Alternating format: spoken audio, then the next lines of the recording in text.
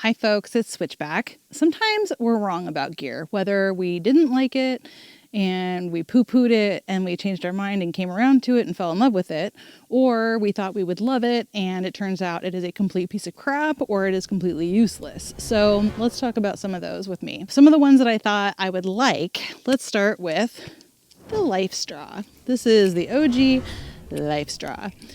I really thought I was going to like this. I started carrying this for trail running just as like in a pinch, and it is useless in my opinion. This is still brand new. I have never once even used it, but the idea of having to put this actually into whatever your water source is and then having to suck it up through here, I don't even know what I would, it's like, am I going to lay down in a stream?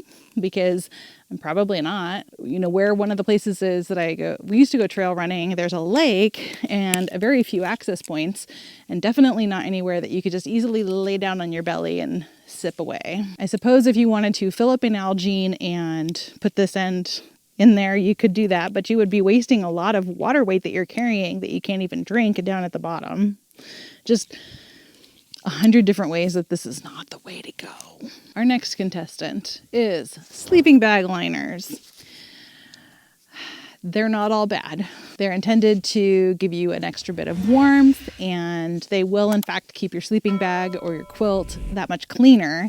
However, every time I need to get in and out of these body condoms, I want to cry. It wakes me up so much when I'm trying to go to sleep, or I just got up to go pee in the middle of the night and I'm already trying to get up out of my tent and get my shoes on and all the fun things that you get to do when you have to go pee in the middle of the night.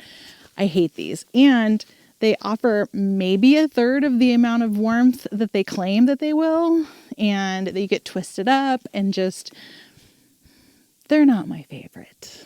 In fact, I would rather carry a second light quilt or blanket instead of one of these. Even just showing this on the screen, I bet there's a hammocker out there cringing. So I bought this mostly for car camping, to be fair, but I thought, oh, maybe one day I'll be able to sleep in it. These are not designed to be slept in, I assure you. One day I'll buy a hammock that's intended for that. Today's not that day, but this is definitely not the hammock for the job. Next up, I have a contractor bag. And there's a difference between a contractor bag and a compactor bag. I bought these thinking that they're more durable than a compactor bag. They're also heavier, and yes, they're very durable, and I have enough of them to get me through the next 1,500 years of backpacking. Ironically, this bag liner, this is a Coughlin's or however you say it, 55-liter dry bag, weighs less than this bad boy. And it does a better job of actually cinching down and staying watertight. So which do you think I use now? This one. I grew up doing a lot of old school backpacking in jeans and t-shirts and hiking boots, which are the next thing I was wrong about. I thought you need the support of hiking boots. If you're going to have a big heavy pack on your back, even a 25-pound pack, something like that, you're going to need that sturdiness and that support of boots. Wrong, wrong, wrong. Even as someone who was a trail runner for years and years, I kept the two very separate. And then I started seeing that a lot of people actually do their regular hiking in trail shoes. And miraculously, that also worked for me. It's not going to work for everyone. Even when I do take a heavy backpack, I'm happier with my trail running shoes, not my boots. When I've taken my boots, I have taken them on a couple of recent trips and regretted it. They simply weren't as comfortable. I wasn't able to feel things the way that I could with my trail running shoes on. And especially if you're going through like a creek crossing where it's kind of treacherous and you really want to be able to feel, that was, kind of unnerving. Don't even get me started on waterproof boots and how long they take to dry and how swampy your feet get in them. Now for a few items I was wrong about that I actually love. First one is going to be my sun umbrella. I thought this seemed pretty extraneous, very extra.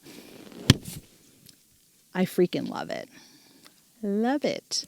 So, very simple. First of all, I don't pinch my fingers ever. It is quite durable. This is amazing when the sun is at your face and it is hot as hell, and your sun's hood is not going to protect you from that. When you're up in the high peaks and it's super exposed, this is oh my God, love it. And it's also very handy to have if it might rain. I have used this on the same trip for both purposes before, even on the same day. Even better, what I have figured out is how to use this thing hands-free. I am able to strap it to the strap of my pack, and I can still use my trekking poles. I love it. I hiked and I backpacked and I trail ran for 40 years without having any issues with squatting to pee on the trail. So I was like, if people are able to squat, which of course some people aren't, and that's different, but if you are able to squat, then why would you even want one of these things?